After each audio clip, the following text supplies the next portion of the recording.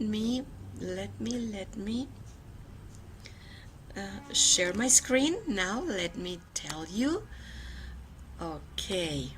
So, welcome everyone. So, we're starting our sixth day in the Global Teachers Festival 2026. We started last week on the 9th of January, and we are going to finish this Friday on the 20th of February. Right? And let me tell you that last week, I know, sorry, this was last week, we had something like digital innovation. We have some first steps, professional communication, human innovation, leadership, and they have been great talks that we have had with great speakers. And well, we continue with, we are very lucky to continue this week. So today is the first day of our second week. We are going to be talking about agency. This week we will also be talking about generation artificial intelligence. We will also be talking about expression, inclusion, challenge. So please, teachers, join us in these sessions that we will have through the whole week.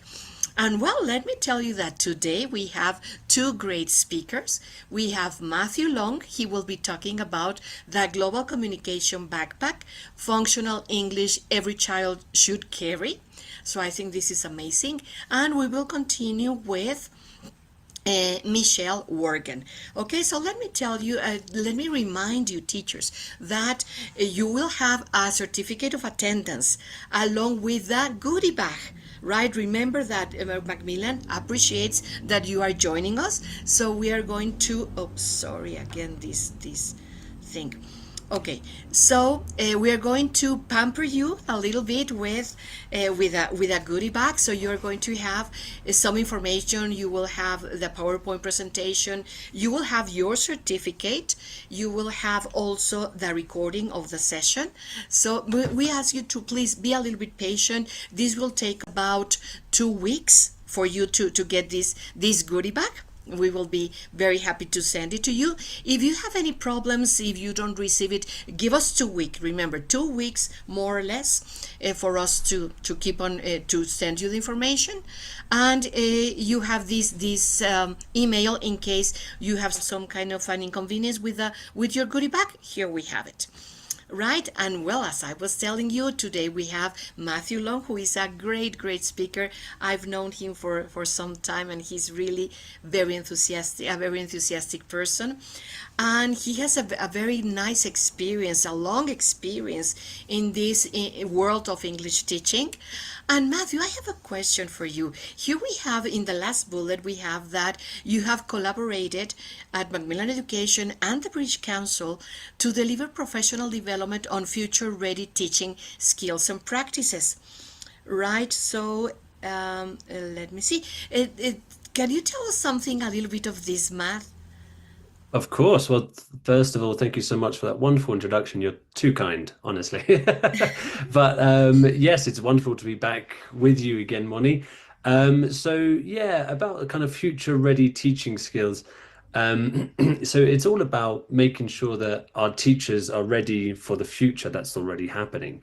And it's just adapting from the traditional model of education that we've all been institutionalized around and moving towards the actual, era that we're living in. And there's something mind-brain education that is something that I will be talking about a few times today. So that is the science of learning, the neuroscience around how the brain learns, and as teachers, how we can trigger those kind of neural patterns to make sure that belonging is happening in the classroom. So students feel safe and they belong and they're ready to learn, but also so we can, once again, manipulate those neurons to make sure that they learn and memorize and, use the knowledge that we're giving them. So that's a little bit about my kind of background and experience. Perfect. Thank you, Matthew. Well, so the microphones are yours. Your audience, the audience is all yours. And see Thank you you in so a minute. much. See you Thank in a you. minute. Thank you so much, Molly. Take care. Bye. So yes, once again, my name is Matthew Long. I am currently the head of and the English department in My school based here in Mexico City. I've been in Mexico for about 9 years now, and I've also got teaching experience in South Korea for 3 years, and also obviously back in the UK. So we're going to talk to you today about some of my findings we've gone through. So the Global Communication Backpack, Functional English Every Child Should Know. So if anyone has been to my webinars, most likely the Latin American teachers who have connected, um, I like to start with a little bit of a true or false, just to get us warmed up, get that brain active, like I was mentioning with mind-brain education. So true or false, if you could just write into the chat, is this statement a true statement or is it a false one? And that is the biggest predictor of a child's success in a first global interaction is the size of their vocabulary and how many words they have memorized. So is that a true statement or is that a false statement? Can we get an understanding or a guess from a child or speaker's ability to communicate purely based on their vocabulary knowledge and the depth of their vocabulary? I can see an overwhelming response in the chat, saying some person has gone as far as saying definitely false, false, false, false. A few truths, which there is some impact on the size of our vocabulary. But yes, it is a false statement. Okay. Um, so yeah, as teachers, we have been almost conditioned to think that vocabulary, grammar are the be all and end all, which, there is some importance to those elements of our language. But as Canal and Swain mentioned in their research, English proficiency isn't a vertical ladder. It isn't the more grammar you have, the more vocabulary you have, has a bigger proficiency level, and is actually quite different. So even if our books, our backpacks are stuffed with these heavy books of grammar and vocabulary, it's a false sense of confidence sometimes. Because when they go out into the real world, as we know, people have gone traveling, people have gone trekking, the weather often changes, and we need to have the tools in our backpack to make sure that we have those grammar and vocabulary books, but we also have a bunch of skills, a bunch of tools for us to adapt to any situation. By giving our students some of the tools that we're going to be looking at today, we are developing their agency, which is the theme of today. We're going to be giving them the agency to take control of their communication, take control of the conversation, and build their confidence and communicative skills. So as you can see on this AI generated image, the left one is the kind of traditional backpack that teachers used to pack our students with a long time ago. And on the right is the more modern backpack with those different tools, but also vocabulary and grammar guide inside, tucked away neatly. So just to give a little bit of context on some of my experiences. So as Moni politely mentioned earlier, I've worked with the British Council and Macmillan for some time. I was invited in Mexico to be the pronouncer at the National Spelling Bee contest. Students from all over Mexico, they had their classroom, school competition, their state competition, and they sent 2 children from every state to Mexico City. It was a wonderful event. Students were able to tell me the spelling of words such as serendipity and able to pronounce it and say the spelling. However, there were a few moments that were a bit of an eye-opener for myself. There were students who would take the ball, and of course, being British, they weren't overly familiar with my accent. So when I said the words that they needed to spell, they completely froze. They'd been studying, they'd been memorizing, they had the knowledge of each vocabulary set, and the spelling that goes along with it, but they weren't able to communicate with me to ask me to repeat, if they can say it again, if they can give a definition. So there really the communication broke down. They had this wonderful advanced vocabulary knowledge, but they were unable to communicate with me to repeat with some kind of basic lexical chunks. So that got me thinking, what do we do here? We're giving them a really nice set of knowledge, but they're not able to use it. So today I'm going to be talking about some little skills that we need to be working on. And it's also backed up by some of the research from Jennifer Jenkins. Jennifer Jenkins, she talks about not creating spies, our students as spies. When we are preparing our students in the classroom to go out into the real world one day, we're not trying to trick people. We're not trying to send them to the UK or send them to a foreign country and the people they're talking to believe that they are a native speaker. Quite the contrary. We would like our students to be effective communicators. We are training them to be global communicators. Sorry, I got a bit of a cough here. Right, that should have got rid of it. We're training them to be able to deal with a wide berth of situations, not just sound native, not mimic the accents that we're giving them. It is much more important that they are able to be effective communicators, have deep, meaningful conversations, and ultimately solve the goals that they're trying to communicate with.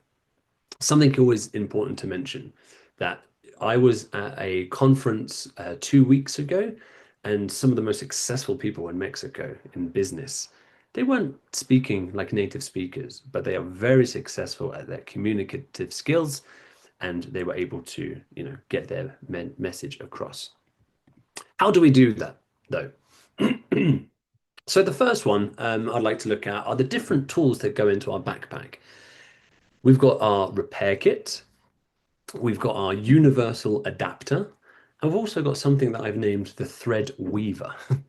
An interesting name, that. So these are all skills and tools that we should be making sure our students have in their backpack, not literally, of course, but before going into the real world. So the repair kit, what is it?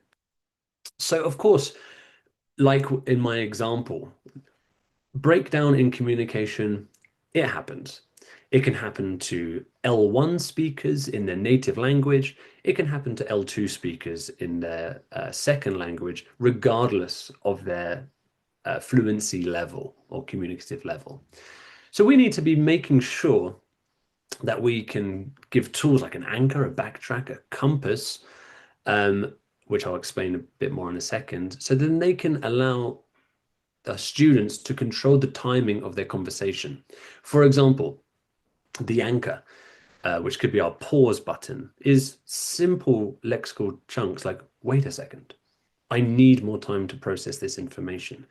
Studies show that non-native speakers, we've all done it. You get 3 minutes into a conversation, you haven't fully understood what was said before, and that knowledge is fundamental to the outcome of that conversation. And if you weren't able to pause and just clarify the meaning, then you're at a big disadvantage. So we need to give our students the tools to say, wait a second, could you repeat that?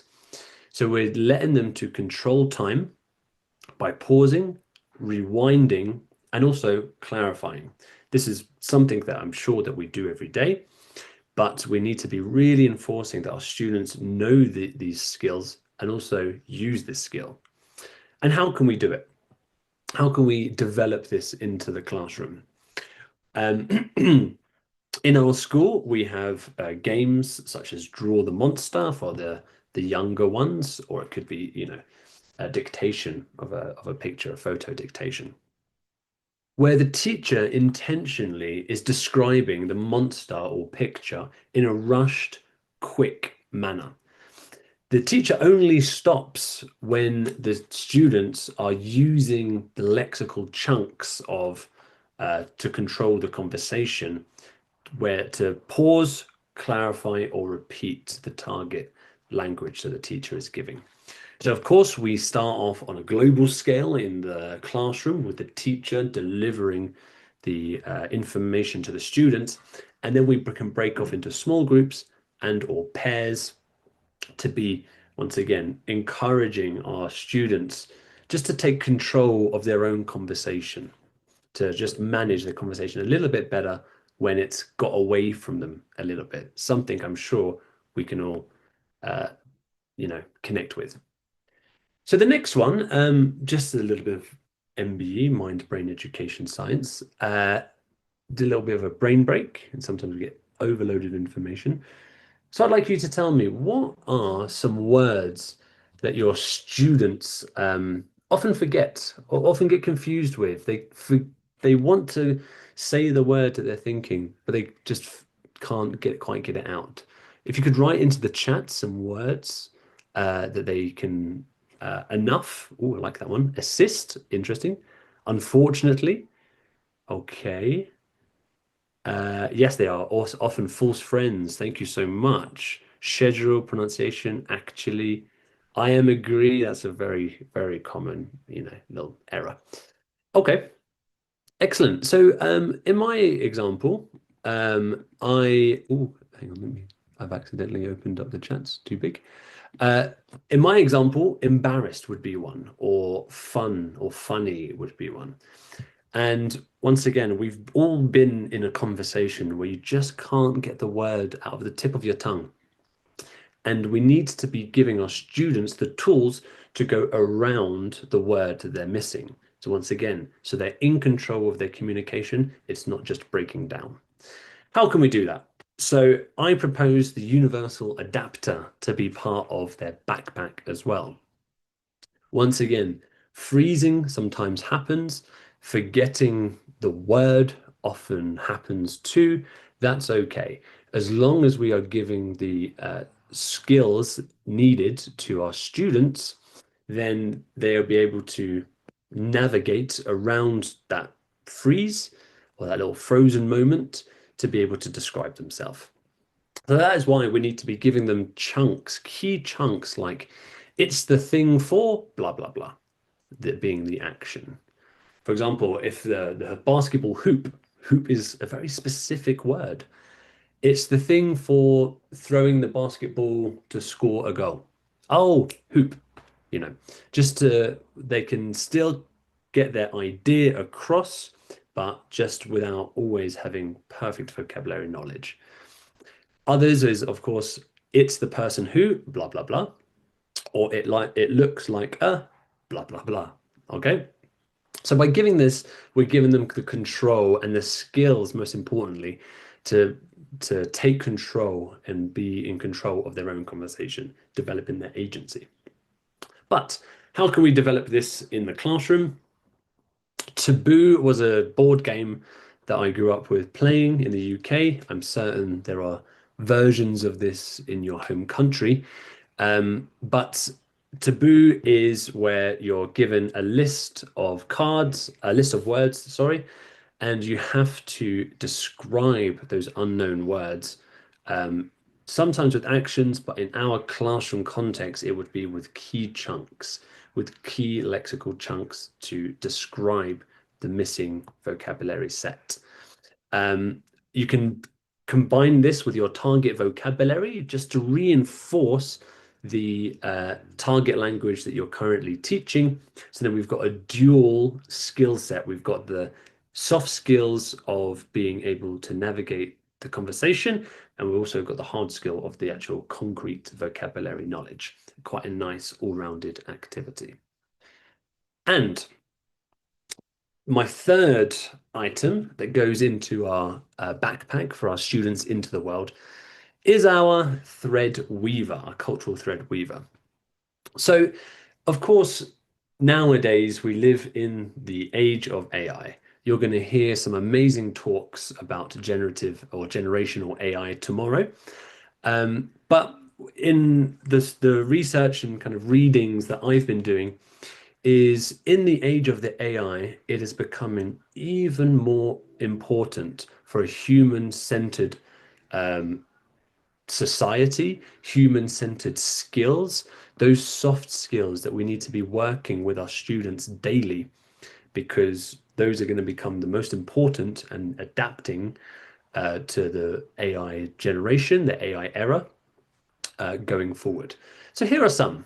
The first one, I've kind of weaved together two different lexical chunks.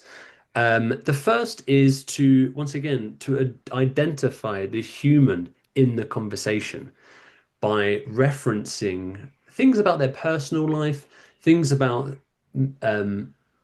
things that were mentioned in the conversation prior, and just referencing back a little bit, something that AI is struggling to do at the moment. So, like you said before, speaking of blah, blah, blah, to connect to another topic, or I remember you like. AI really has a difficulty, reproducing these human-centric skills at the moment. We can humanize text, we can make it sound more human friendly, but that just human touch, because ultimately we're communicating with humans, so we need that skill in the age of AI where content is instant. But also in our cultural context, we need to be thinking about ways to deal with directness. Some cultures are very direct in their language, other cultures are not direct. And, just using softening a little bit of language just so there are no cultural differences. And, we don't want to be offending anyone now, do we?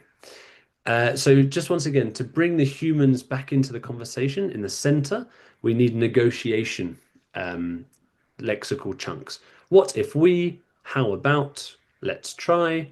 Okay, but next time, once again, that negotiation at the center, which, funnily enough, is also part of our Cambridge and exam skills to bring other people into conversations. So you could play a selection of human-based communicative games to develop these skills. Some of them can be the solution squad, where there is a negotiation. Student A gets given a card that they want to play tag or it.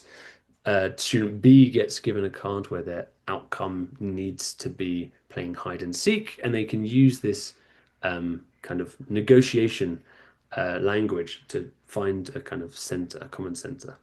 Or you can have the conversation chain where you have different words, and then to kind of the students draw a word. Restaurant, student two draws a word. Recess, and then they continue the conversation whilst also referencing back, once again, that human-centered communication. And of course, we live in many different classroom settings. We have students with many different strengths. So what we do at my school is we provide cheat sheets. So just to give, once again, the agency to our students, they have the lexical sets or chunks on their cheat sheet. So then they are provided the agency tool to pause for a second, check their notes, check their cheat sheet, and then continue the conversation. The early fundamental moments of building that skill, so then to develop their agency. Of course, the cheat sheets can be differentiated too. We can go from simple icons to just trigger the memory of the chunk. We can have the beginning of the stem sentences, as you can see on your screen, or we can have full sentences. Once again, just another tool for the students to be using their own skills to take control of their own communication. Or additionally, you can pair stronger students, whatever that means, to kind of, help out and allows the, more fluent students to grade their speech. Once again, an invaluable skill. It's also important when you go into the world, if you're a strong speaker, speaking to a not so strong English speaker, to grade and adapt to your language. Adaptive skills, once again, one of the most important 21st century skills coming up in the world of tomorrow. And A little touch on assessment for learning. Of course, in your course books, I know, for example, we teach learning well. It's wonderful for MBE because it talks about the emotions and feelings. But we have vocabulary, we have grammatical items that we need to fulfill to give them a fuller backpack. That's okay. We can still continue with pop quizzes. There is a lot of research that actually pop quizzes aid the memory of the students. But also we can take a different approach for this type of agency and lexical chunks, whereas assessment for learning, in my analogy, we can be given them a passport and just be stamping or ticking every time a child uses correctly at lexical chunk. Once again, we're just building the confidence of the students, encouraging them to draw on that skill, and just once again get it within their skill set to be regularly drawing back to those lexical chunks, delivering. And instead of looking at a test score, they can look at the number of their stamps and how a full passport is a more functional global communicator, even if the grammar isn't always perfect. We've got a few more minutes. I'm going to just throw some more things at you whilst we've got time. Another little additional tip beyond my three backpack tools are lexical chunks being multifunctional. One of the most beneficial things for our students going into the world are tools they can use in multiple contexts, in multiple situations. For example, I'm looking for the bathroom. That's kind of an emergency situation. So they've got an emergency tool there. I'm looking for my friend. That is in a social context. I'm looking for my pencil or book in an academic classroom setting, or I'm looking for the exit, which is once again a safety measure. So just by providing them these lexical chunks, you're giving them what I'm looking for, three words, and they can use it in so many different situations, a little Swiss Army knife, as it were. Um, in this context, we're contextualizing the situation. We're providing it the lexical chunks in context instead of just dry. One of my favorite ways to do this is through project-based learning, problem-based learning. But there are so many contextualized play-based learning where we can be using this. And we do not need to point out why it is looking for and not look for. We're just providing them a little STEM chunk ready to use, take and apply whenever they need into their real life situation. And finally, a little method to use is the task teach task. So we start off in our little backpack situation where we're giving, you can set the students a communicative goal where, for example, they need to plan a class party for tomorrow during recess for picnic, something like that. And this teacher's role is to sit back. You provide them with the lexical chunks so then they can describe themselves, they can take control of the conversation, but you're just noting down in that contextualized situation any vocabulary, anything that they're missing, any chunks that they might be missing too. You allow them to try first, once again, building their agency.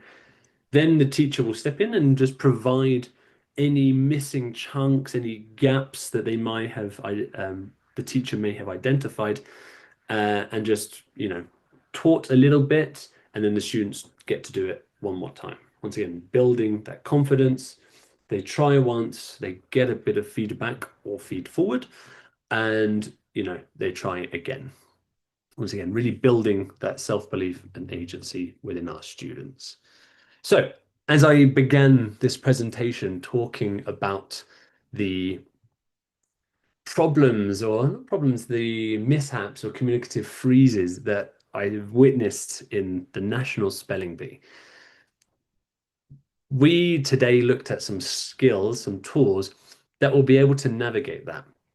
They will be able to look at their conversation and communication in a different light with more confidence, because they know once we deliver these and develop these skills, they'll be able to build on their communication much better. So when they get in front of the stage and see words like serendipity, yes, they'll have that strong vocabulary, grammar background, but also in the case of the real life where they need to navigate their own conversation, we will be giving them the tools to go alongside those hard skills. So that's soft skills and hard skills being integrated side by side to have a much better, well-rounded student going out into the world. So, I have, of course, you've got your goodie bags in your freebies. Uh, on your screen is a QR code where you'll be able to download one of the cheat sheets for those three tools that I mentioned today. Directly download it. Don't worry, there are no copyrights. I made it and I am not important enough to have copyright. So you can freely download, print out, laminate, put on your poster, put on your wall, whatever you'd like to do with it. Okay. There is a QR code which gives you the PDF. If you are unable to download it right now, do remember that this session is being recorded. You will be able to go back and access this if you don't have time or a phone at your fingertips right now. So that's about it for this topic. A short and sweet introduction into the global communicative backpack. I think we may have time for one question, one or two questions. I'm not sure if there are any.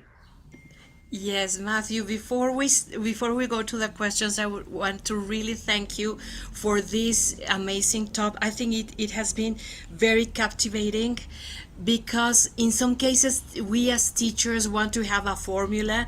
What can I do to have my students speak and to communicate confidently, but we forget about these things that you mentioned that are essential, something like the soft skills, the Mhm. human touch, cultural situations, classroom settings, early fundamental skills, the confidence, right? So you have given us a lot of tips that are essential, and this can be some kind of a reminder for experienced teachers, or this can be a guide for new teachers.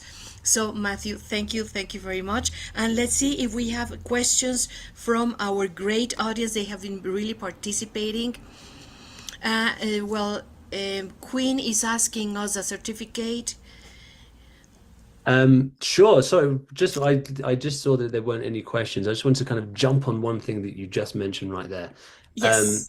that Yeah, we've been taught from the 19th century model of education. It's been institutionalized around the world in different government settings, where we are teaching the students knowledge. They need to regurgitate and reproduce that knowledge, which no longer is the world that we live in, going from the classroom into a factory setting. Now, more than ever, we need to be developing these soft skills in linguistics, in thinking skills. And some of these that we looked at today, they may help you with the communication in a conversation, but also it's that trigger when you start to kind of unpack and describe the word that you're trying to think of. The neurons in your brains are all interconnected, so then they will just naturally have a chain reaction to unlock all of these other memories and linguistic skills that a student has. So it's kind of a two for one, as it were. Yes, so it's very very interesting, right? How that the different contexts we can have, right? Absolutely. Thank you. And Matthew, here we have a question. Sorry, Of course. I missed the name of the person. Sorry, some questions, some things have been going through. And we have a question that if we should use the same words for fifth grade, the spelling words for fifth grade all over the world, should we be using the same words for all over the world?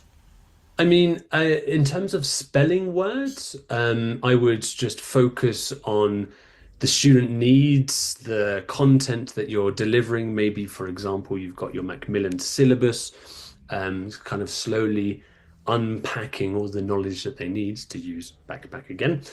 So I'd be focusing on the grade and age or CEFR level. I would be, once again, the same soft skills, lexical chunks. Yes, I would be using them the same because that is so multifunctional, so diverse in the situations that they can use it in. So the vocabulary, I would depend on the age and CFR level and content that they need. They still do need some of the hard knowledge and hard skills. But the soft skills, yes, I'd be delivering it the same across. Okay, Depending if thank they're adults or children, I'd still be giving them the same. according to the Common European Framework of Reference, maybe, right? Yes, absolutely. Okay, and here we have another question for Gulnura. I apologize if I didn't pronounce it correctly. Gulnura is asking you if you have a favorite vocabulary teaching activity. A favorite vocabulary teaching activity. Right. I mean, a favorite. I don't. I mean, I always love with Play-Doh. The old-fashioned ones I think are lovely. They're kind of old Pictionary, the Play-Doh where they're building the once again similar to our taboo topic earlier, where they're reusing through Pictionary the vocabulary because when we're directly teaching vocabulary, it is about memory. It is about forming these bonds within our brain. So we do need to use repetition quite a lot. So I would be using Pictionary to introduce it and then reinforcing it. It's called retrieval practice. It's little pop quizzes where they're just frequently retrieving the same vocabulary, and that builds really strong bonds, which you're then able to contextualize and connect on a deeper level. So those memorization games are still very useful for memorizing vocabulary. Perfect, perfect. And you say something that I would like to highlight. We still they are still useful. So Absolutely. nothing goes old fashioned, right? In education. No, definitely not. No, I mean, we do kind of build on our research and build on our knowledge for new approaches. But yeah, that memorization, it needs to happen. If you can't memorize a word, you're never going to be exposed to it to then use it in a situation. But yeah, today's talk was much more about the agency on how to navigate and keep control of that conversation. Right. Okay. And Matthew, sorry, they are telling us that they are having some kind of trouble with the QR codes. Oh, okay. So is there something or maybe when they get the goodie bag, they can go back to the QR code? Is that right? Sure. I mean, let Okay, me just perfect. double check. I will make sure that it's available to everyone as long as they have the link. I'm just looking at my phone now. It just says the some administrators for if you're with your EDU AR, so I imagine that's Argentina. If you are with an institutional account, maybe your administrator has blocked it, so you could use Okay. your personal account and then you will have access to it because I've made it available to anyone who has the link. And when they get their goodie bags with a PowerPoint presentation, maybe they will have access again to the QR codes, right? Absolutely, I can work with the team to make sure that that's available. Perfect, perfect. So, Matthew, you have been a great speaker with great ideas for us as teachers. Thank you very Thank you so much. much. And well, and sorry, just to remind our great audience as well that remember the certificates and the goodie bags will take about 2 weeks. So please be a little bit patient. Fortunately, we have had a lot of attendees, right? So we need two weeks, right? In case you don't get your certificate, give us 2 weeks, please. And well, Wonderful. Matthew, thank you very much, and we keep here with our audience. And just a reminder, we are coming back at 9. Well, within 5 minutes. 5 minutes, we are going to present our second speaker, right? With our and the sorry, Matthew, they are also asking us the name of your talk of this. The name of my talk, Right. you've caught me cold. The Sorry. Global Communication Backpack. The Sorry. functional English every child should carry. Okay. Wow, you caught me off guard there. Sorry, sorry. No, no, you're welcome. But no, I just want to say thank you to everybody. Enjoy the rest of the brilliant talks that you're going to be looking at starting in 5 minutes, and have a wonderful time. Take care. Thank you, Matthew. Have a nice afternoon. Bye bye. Bye. So, my friends, we'll be back in 5 minutes. So, you have a time to stretch your legs, to get a cup of coffee or something similar, right? And within 5 minutes, we start with our second speaker, right? She is Michelle Worgan, right? So, please, we'll be back.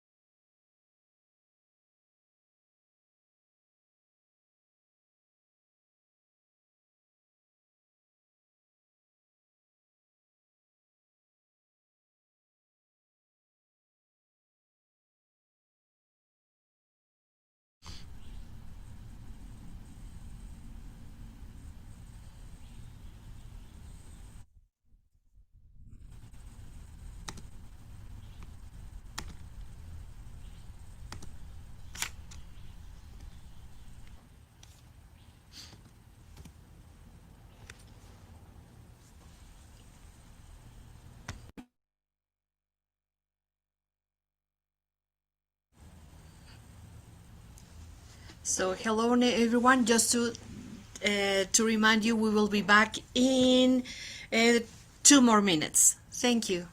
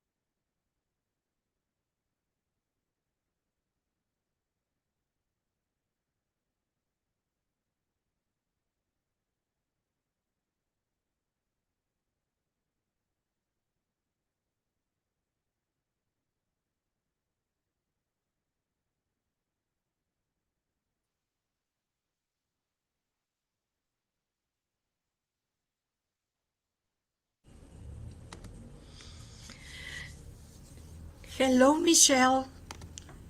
Hello. Good morning. Sorry. Now, let me see. Here we are. Good morning, Michelle. Good morning, good afternoon, good evening, wherever you are, Michelle. How are you doing? I'm doing really well, actually. Okay, Michelle, would you like? We have a great audience today. We have people from all over the world. Please, can you tell us where you are? Would you like to Yes, share that with our? of course, I am in Spain. Okay, and So it's somebody. is there anybody So else from Spain here? we have a lot of people from Spain. We do have people from Really? Spain. Yes, and one person in the audience is asking us, how is the weather like today wherever everybody is? So, what about your Actually, weather? here I haven't been outside, I have to admit, but it's quite nice today, I think. We've had re so much rain like for weeks, and Oh, now it seems that the rain's gone away. So hooray! okay. So, Michelle, let me give you the warmest welcome to our session. Let me tell you that the audience has been really participative, right? And well, everybody, let me introduce our great speaker that we have this morning, this afternoon, or this evening. She is Michelle Worgan. And she's an author based in Spain, right? So here we have it on the slide. Thank you for telling us that. And Michelle, would you like to share some of the experience you have had, for example, maybe when developing this program is about inquiry based, or maybe about your experience as being as a coordinator of the EA young learners? What would Well, you that's like a to? lot of different, a lot of different things. Um, yeah, so I mean, I was a teacher for many, many years, up until fairly recently, and I was always trying to find maybe a better approach for teaching, and that's how I got involved in inquiry-based learning, just by reading and finding out about different approaches that people used, not in English language teaching, but in teaching in general, especially primary and secondary. And so that's how I got into that. And that's a big part of what I do. But I also I work on lots of materials for different publishers as well, and do bits of training as well, and lots of webinars like this one. And I really like to connect with teachers all over the world, like today. So I'm really excited. We are also excited to listen to all the things you want to share with us this morning, right? So Michelle, you're very welcome, and the microphone is all yours. Okay, so see you later. Just let me remind our audience, if they have any question, please they can write it on the chat in case they need to, and at the end of the session, hopefully we will have time to answer the questions, or maybe they will be answered during the session, right? Just to remind that to the audience, and the microphones are all yours. Thank you. Thank you so much, Monica. I just share my presentation with you all. Okay. Okay, can everybody see that? Is that okay? Yes, okay, perfect. Okay, so in that introduction, I mentioned inquiry-based learning, and this is there's a big element of learner autonomy in inquiry-based learning, and so it's one of my favorite topics. I think it's something that many teachers see as like an ideal, like everybody wants their learners to be independent, and to be able to, self-direct their learning, but it's actually something that we find challenging, because children don't automatically have the skills that they need to be self-directed. They need time and space to learn and develop these skills, and some guidance from adults, in this case, us as teachers, right? So our job is to gradually build up this decision making from small, simple choices to more important decisions, and make sure that we're providing support along the way. So today, this is what we're going to do. We're going to think about why, very briefly, why decision making is important, what kinds of decisions that our students can make in the primary classroom, and how we can scaffold these decision-making skills. I'm going to share 4 practical strategies that you can use in the classroom. I would love for you to participate in the chat box during this session, so please do share your thoughts, any experiences of your own, and questions, of course. And in fact, we're going to start with a poll to help us explore our own mindset around decision making in the classroom. So the question is, how comfortable do you feel about letting your students make decisions in the classroom? And if you want to participate in this poll, you can use a QR code, and I'm going to also post a link in the chat that you can just click on. Or you can just type your answer in the chat. You can type the letter option. So I'm going to share those options now. So I'm going to read out the options just in case anybody's on a really small mobile screen and can't read them, for example. Option A is very uncomfortable. I like to stay in control. B, somewhat uncomfortable. I'm willing to try small steps. C, neutral. It depends on the activity. D, comfortable. I already give some choices. And E, very comfortable. I encourage student-led learning. Okay, so I'm seeing some answers coming up. The poll's already on its way there. There's lots of answers. And also I can see in the chat, we've got quite a mix of answers. We've got A's, B's, E's, C's, D's, pretty much all of the letters. Quite a few C's and D's here. That's nice. I mean, I guess if you've chosen to come to this session, it's because you're interested in this already. But that doesn't mean that you feel ready to do it. I think this happens a lot with teachers. No, we feel that we'd like to do things, but sometimes we don't know how to. So you can see here the top answer is C, which is right smack bang in the middle of the options. But in general, we've got a bit of a mix, right? A mix of different answers. That's totally normal. It's normal for us to feel a bit uncomfortable. We might be scared of losing control of the classroom, and it might just get all a bit chaotic. We might be worried about time or the pressure of our curriculum that doesn't leave us time to be able to develop these other kinds of skills. We might also be worried that our students might not make good decisions. We might not trust them enough to make good decisions.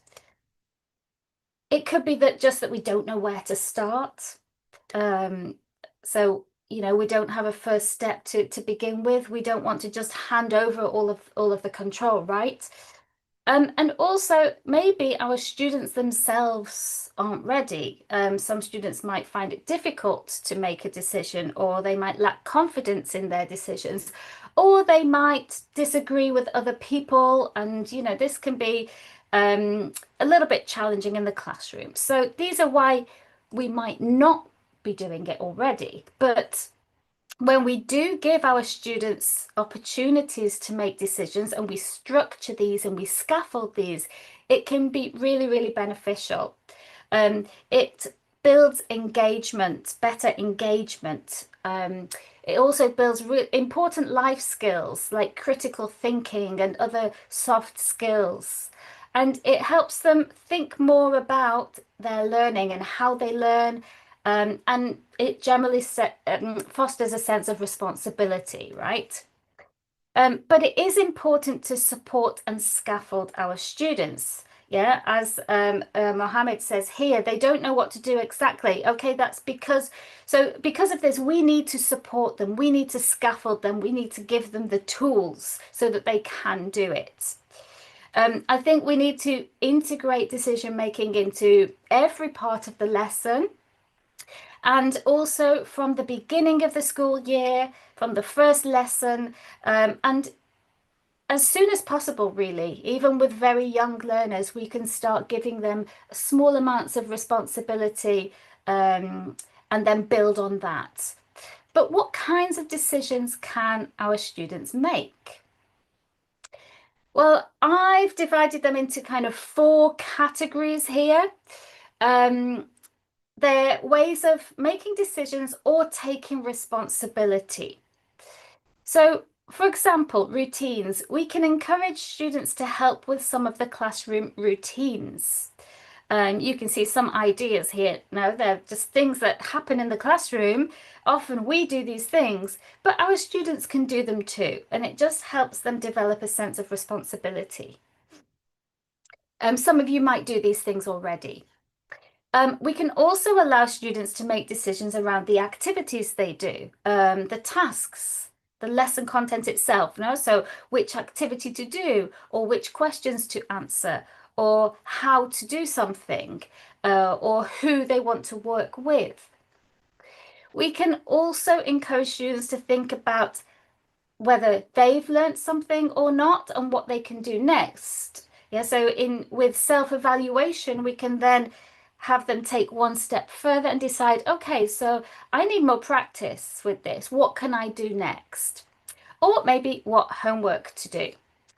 And finally, classroom culture. So sometimes things happen in the classroom that we need to talk about, we need to discuss. Could be maybe some social problems, things like that. And I think here also we can introduce this idea of talking about something and making decisions together. But we need to start small, and we need to, over time, scaffold towards bigger decisions. This scaffolding is key. So if we start off small, we're going to start with low risk, highly structured choices that are easy to make. Okay.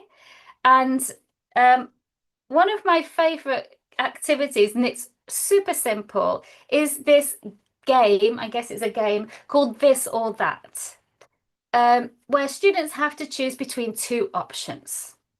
Okay, and the way I play it in the classroom is I have my students stand in a line down the middle of the classroom, so like one behind the other, and I'm at the front opposite them, and I just say these 2 options and I point or gesture to one side and the other side. So I say, for example, in this, you can see here this picture on the slide.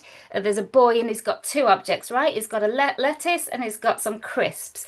So let's go with the example of a classroom party, a class party, like Matthew mentioned in his session just before. No, this is a really nice project to do, but you've got to decide what to bring to the party. Well, okay, so we might say, shall we bring salad to the party, or shall we bring crisps to the party?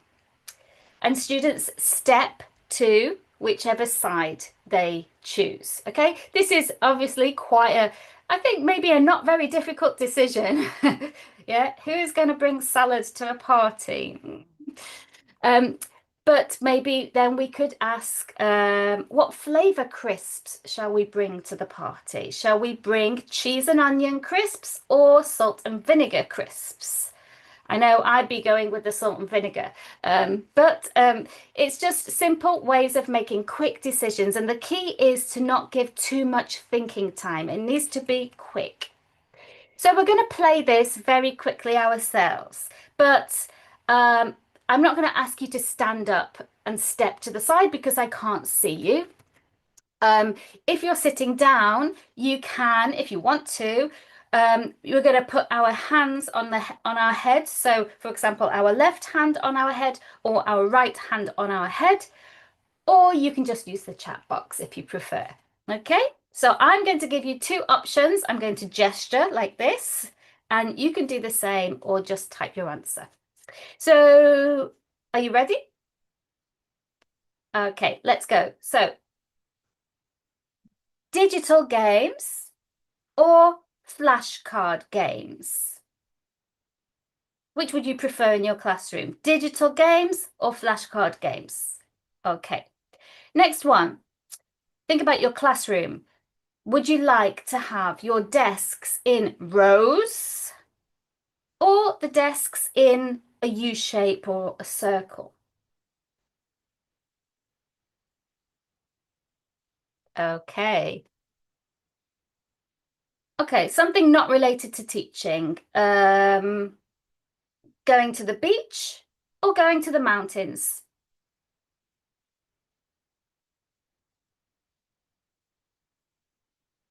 Okay. What about class materials? Using a course book or using authentic materials like stories, storybooks, picture books? Both, okay. Yeah, but you can't say both. You've got to decide. Sorry. Okay, last one. Puppies or kittens? That's a difficult one, right? You can't say both. I'm sorry, that's the game. Okay, so obviously this is just a really quick and simple, easy game. But you can use this to choose between, for example, activities. So maybe you're towards the end of the lesson and you've got 5 minutes left and you think, okay, what should we do? Well, maybe your students can choose between two options. Shall we sing the song again, or shall we do this activity in our workbook? Or maybe, shall we do this activity now, or shall we do it for homework? Yeah, these types of decisions. Okay, you could do this with anything. And if you give students two options, it's a much easier choice than having more options. It's easier to choose between two or maybe three options than an infinite number of options. So when you say, for example, okay, class, what shall we do? Or what game shall we play? It, you could get lots of different ideas and it's really difficult. So if you just give them two options, then that just makes it a little bit easier. You can also use this strategy to support students with open-ended activities. Like I just said, it can be difficult if we have lots of different options or an infinite number of ideas. So in this example here, this is a speaking activity where the students have to create their own dialogue. And the dialogue is scaffolded. You can see here they already have what they can say, but the options aren't there. So can you come to my house on, well, they've got to say a day of the week. There's 7 days of the week. They've got to choose one. If we just reduce it to two, it just helps reduce the cognitive load a little bit. And the same with the activities, no? So, for example, if they're going to say, sorry, I can't, I do, or I play, or I go swimming on Thursdays. But if we don't give them anything, it might take a long time or a bit longer for them to think about it. So it's just about giving students support that they can use if they want to. And yes, would you rather is another activity that's basically the same idea. And it's an activity that I've done with lots of students, including teenagers. Yeah, really fun. So agency doesn't have to be all about decisions or even activities. We can also foster learner autonomy and responsibility within our classroom routines and the everyday tasks that need doing in a classroom. So we can help students develop a mindset where they feel confident taking on responsibility, and then this just contributes to the overall well-being of the class and that sense of belonging, because it means that we're showing that we trust our students to be responsible. And this is important when we want them to make more important decisions. So there are loads of things that we can do. Well, there are loads of things that the teacher does quite a lot of the time that we can ask our students to do. Like, I mean, in my experience, especially younger children love doing jobs around the classroom. so we can introduce these types of responsibilities. For example, at the beginning of the lesson, we can get them to, maybe we have a line monitor, is a student who leads the students into the room. We could have a student take the register, collect the homework, write the date on the board, be responsible for the calendar, or whatever your typical routines are in the classroom. Also, during the lesson, we can have students check answers to an activity, so lead the checking of the answers. They could maybe lead an activity or a game, or choose a game for the whole class to play. Then things like tidying up, putting the rubbish in the bin, pushing in the chairs, turning off the lights, cleaning the board, all of these things, really quite easy things that any student can do, even young ones, assuming they can reach. Obviously, if the light switch is up there, then maybe they can't. You've got to think about this now in your classroom. So what do you do? Do your students do any of these types of these types of jobs or chores in the classroom? Or could they? It could be anything like handing out the papers or watering the plants, cleaning the board, all of those kind of things. Yeah, let me know in the chat. So I can see lots of yeses, but what do they do? If you can share that with us, that would be great. Yes, they do love doing these activities. And the younger, the more they enjoy them, And we can also create roles for these types of responsibilities, and have a rota, a schedule where each week we rotate the jobs with the different students in the class. This helps avoid arguments. I've had so many arguments in the classroom about who's going to clean the board because, 5 different students want to do it. Well, they can't all do it at the same time. So if we create a schedule, then we're just reducing some of that friction. And we're making it routine so that we don't have to worry about these things. We can focus on the learning and the lesson content. And then when students are comfortable with these simple choices and responsibilities, we can start to introduce more complex decisions. And for this, I want to introduce some key principles, or my 3 golden rules. So the first one is to give students a map or enough information to be able to make the decision. Okay, some kind of guidance. We also need to make sure we've created a safe environment where students feel comfortable taking risks and making mistakes. Students need to know that if they make a wrong decision, that it's okay. And they need to reflect on the decisions. That's how we learn from them, isn't it? So we're going to look at how we can use these 3 rules to help students handle bigger decisions.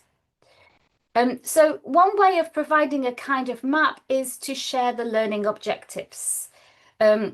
So in this course by Macmillan that I'm sharing examples from today, these are on the page. So they show students what we're aiming for, and we can use them to invite students to evaluate how well they are meeting these objectives. So at the end of the lesson, if they don't feel that they can tick that box, then we can encourage them to decide to do something else. Yeah, maybe they decide to do one of the activities again. Maybe they decide to play a game to practice the vocabulary, whatever. Maybe again you could give them maybe a couple of options to choose from with this or that. And another way of giving students a map, I'm using the word map very loosely here, could be a list of questions, questions to help them think through the decision. It's like a roadmap. So here you can see an example of a stage from a project lesson, okay? And this is a project where they have to create a Go Green plan, and they have to choose how they want to present this. What are they going to make? A poster, a video, a podcast, or something else to show what they've learned. they have to make this decision together in groups. So it's a good idea to get them to start thinking about the pros and cons of each of the options, um, just to help them really think about the decision and not just go with their first, their instinct or, oh, I want to make a video. Okay, but what does that involve? We can ask them questions to help them think about this a bit more. If you make a video, have you got the right equipment? If you make a video, who is going to be the presenter? Are you all going to be in the video, or is only one person going to be in the video? What other things are you going to put in the video? These kinds of things, right? They got to think about it. So if we can give them some support with this, it will help them make an informed decision, which is what we said before. We can make it a bit more visual, and instead of giving them questions, we could give them a diagram or something like this, a visual of the decision tree, which again starts with the problem or the question, has the two options. Maybe there's more than two options, there might be three options. And they use this just to make sure they're going through the right stages of, okay, I'm thinking of this option. What are the consequences of choosing this option? What are the consequences for me? How do I feel about it? What about the other people in my group? How do they feel about it? And this just helps them think about the important things, and not just make a quick decision. So with that example from before, maybe not all the students in the group want to make a video. Maybe half the group don't want to. That's something that they're going to have to decide together.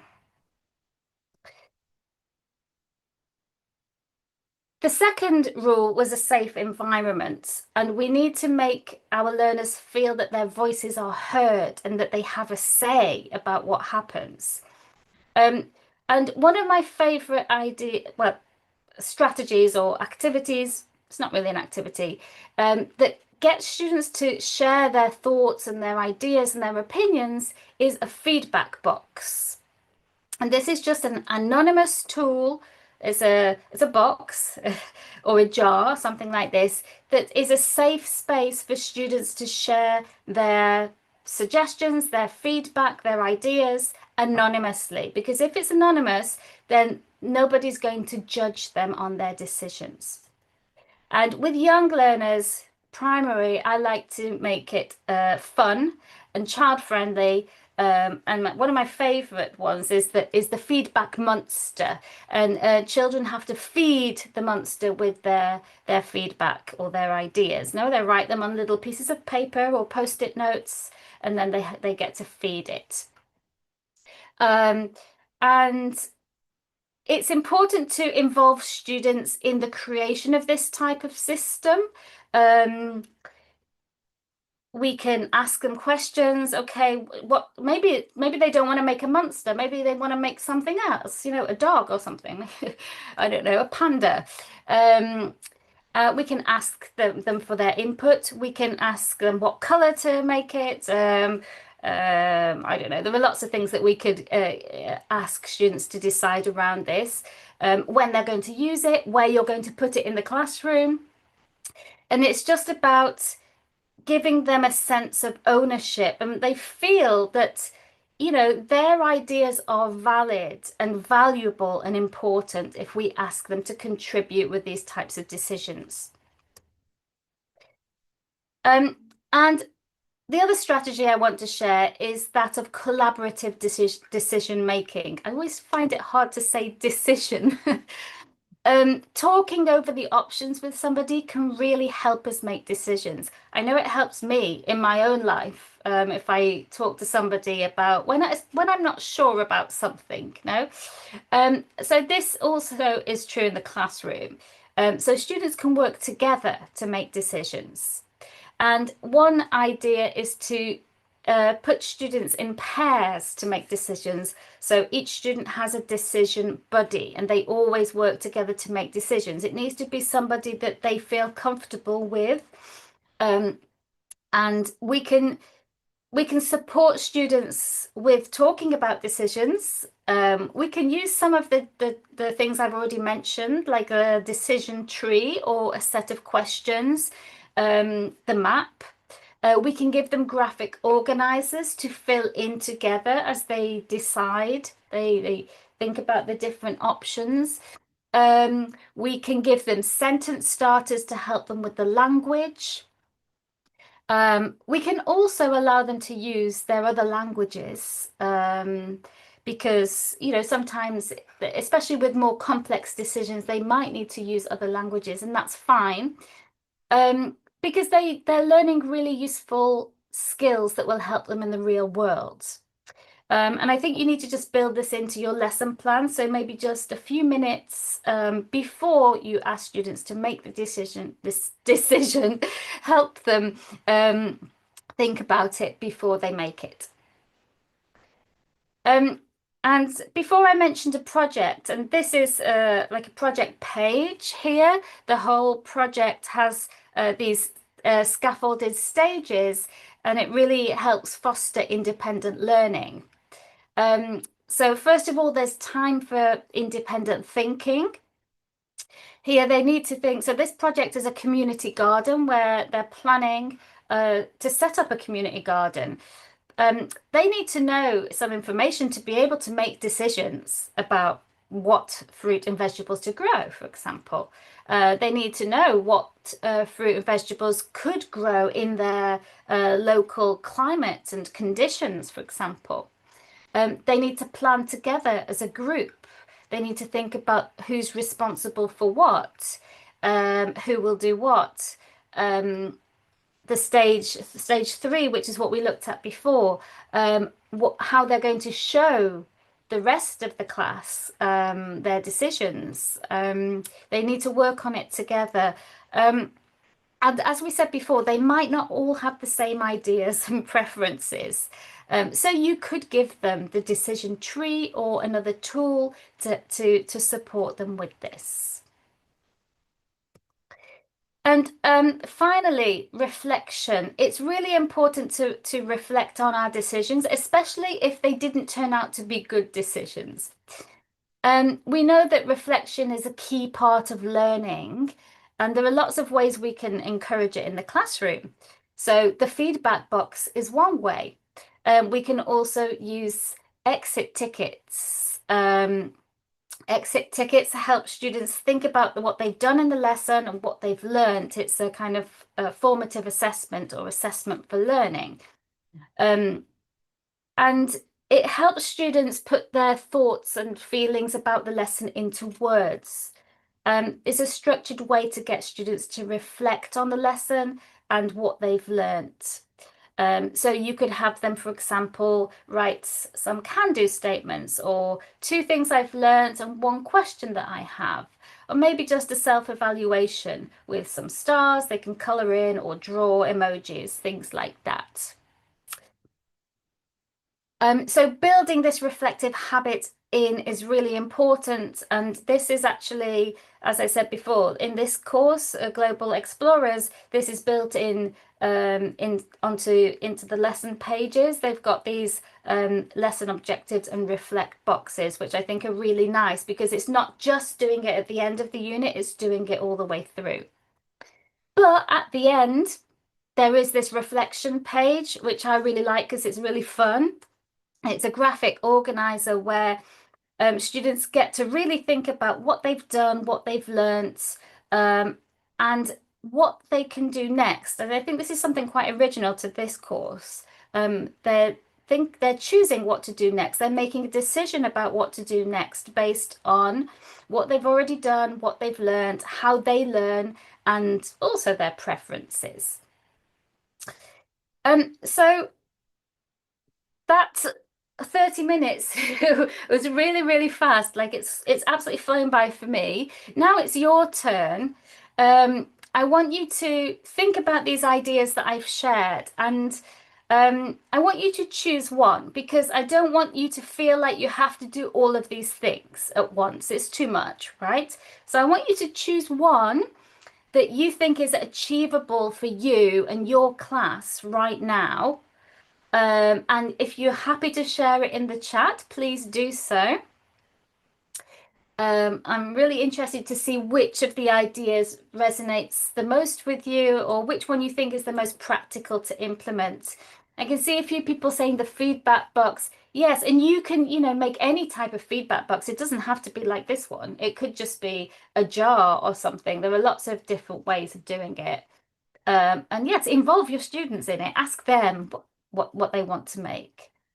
This and that really simple way of just getting started, especially if your students are not used to making any kinds of choices. And then you can build that up. Yeah, start with really small things and then just give them a little bit more responsibility, maybe over a few weeks. So if you do want to take things a bit further, before I finish, I just want to share these key points that just to end on. It's really important that we model good decision making. We need to show students how we make decisions, and we can do that in the classroom. We can do it in front of them, right? We can talk about the things that we're thinking about, and also involve students. We need to make sure they've got a map, that the environment is safe and they feel comfortable, taking risks, making important decisions. We need to praise them when they try, even if they didn't make a good decision, if they've tried, and to build in this reflection. So the goal isn't a perfect learner-centered classroom immediately. That takes a lot of time. We just need to do it step by step. And actually, I did create a series of videos to support teachers with this, gradually increasing the amount of learner agency.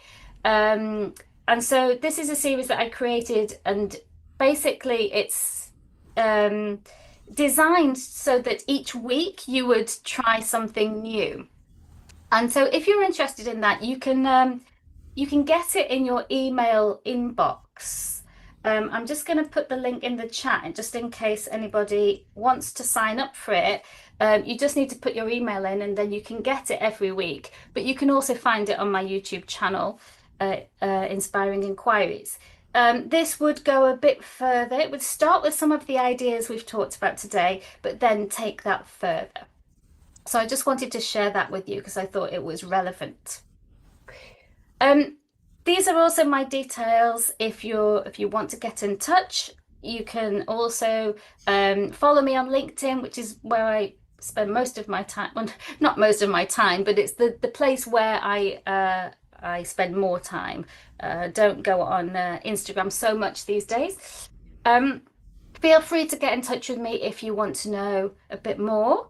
And I'm going to see if I can find the Q&A box and see if we've got any questions. I can see a few questions. I'm not sure if they're all for me or if some were from Matthew's session. Yes, Michelle, one of them is for you. Okay, do you know which one? Yes, Michelle. Well, first of all, I want to thank you very, very much for this amazing, this fascinating workshop, because you have given us a lot of ideas that they are really nice. For example, you mentioned something about scaffolding, right? That scaffolding, we tend to direct it to academic aspects, but it can also be used for decision making, right? So it's very, very nice. And for example, Amalia Monsalvo said that decision making empowers students, right? Yes. And about more participation that we had from our audience, we have, sorry if I don't pronounce it correctly, Ohovsky says that almost everybody wants to participate, so this is amazing. And the question that we have in our question and answer box is from Roxana. She says that what happens if the students are not willing to participate. She's especially focused on teenagers, so she's having troubles with this kind of audience, with this kind of students. What do you suggest for her if students don't want to participate in this kind of activities? I think with obviously with teenagers, it can always be a little bit more difficult to get them maybe wanting to show enthusiasm for things. Um, I would say in general, with any students, we don't want to force them to participate in these things. We want to invite them. I always use the word invite. I think there needs to be a possibility for them to not join in. I mean, it depends on what it is, but you know, a lot of these things, not everybody is comfortable putting themselves out there or taking risks, making decisions. Maybe they don't all have to do it all of the time. And the other thing is, I think we do need to build it up. So, you know, with something like the this or that, that doesn't really require any risk. It's very, very structured. So it's, you know, I think pretty much any student would choose one thing or the other. So we need to start with that type of decision making and then gradually, you know, open up the options. We can't just expect students to share um, you know, their ideas or their opinions on things, especially if it's new or it's about something that's a little bit requires a bit more thought. So I think, you know, going with the principle of starting small, gradually building things up and and making it an invitation. Um, it's fine if they don't want to join in. Obviously, they've got to do their, you know, some of the activities, you know, you want them to learn, but I'd also try to find out why they don't want to join in with the activities, what's going on there. And the feedback box would be really good for this. I know I said it's anonymous, but there are also ways of kind of getting an idea of who's written each thing, especially if you know your students well, you know their handwriting, things like that. Yes. There are ways. But I would say just don't make them put their name on it because if you're asking them to put their name on it, then they won't want to say anything that's maybe negative or that they don't feel comfortable sharing. Right, because that is exactly what Yvonne Vasquez is asking us, how to apply the feedback box when having a small group, right? That's just what you said, that we can identify their handwriting, that we can identify the way they think. So well, we can always help them to be anonymous, right? I think anonymous tools are really, really good for shy students because shy students are not going to want to put themselves out there. They're not going to want to share things that they're not going to want to take risks of sharing certain things in front of the others, and maybe not even with the teacher or even with their friends. So having any kind of anonymous feedback tool is really helpful for shy students. And I say this because I also have a talk that I often give about teaching shy and introverted students. Because a lot of the things we do in the classroom, we expect students to speak and say things and participate in front of the class or in groups, and not everyone's comfortable with that. So a tool like the feedback box is really helpful for those students. Perfect. Okay, Michelle, so I think this would be the end of this amazing talk. Thank you very much for joining us. Thank you very much for sharing all these ideas. So, well, wish you the very best and see you tonight or this afternoon, depending on wherever people are. People is, right? So, people are, sorry. Right, so thank you very Thank much, you, Michelle. Monica.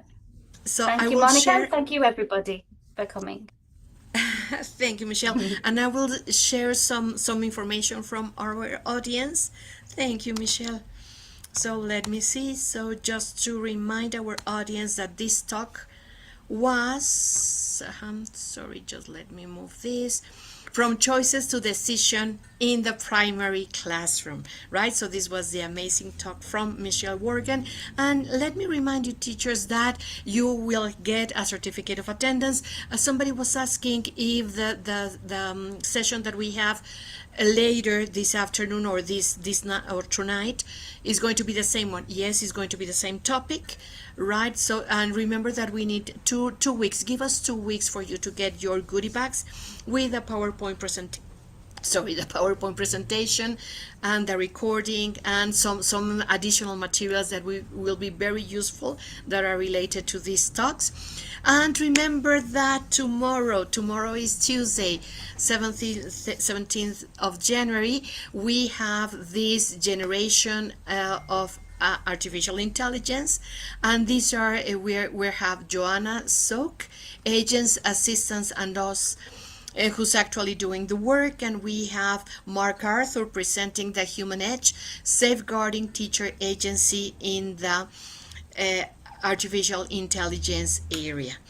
Right, so the teachers, you have been an amazing audience. Thank you for joining us, and we hope to see you this week. Remember, we have more things to run this week. So thank you very much. You have been an amazing audience. You have been participating. So, well, let's hope to see you soon. Hope to see you tomorrow. Thank you very much. Take good care.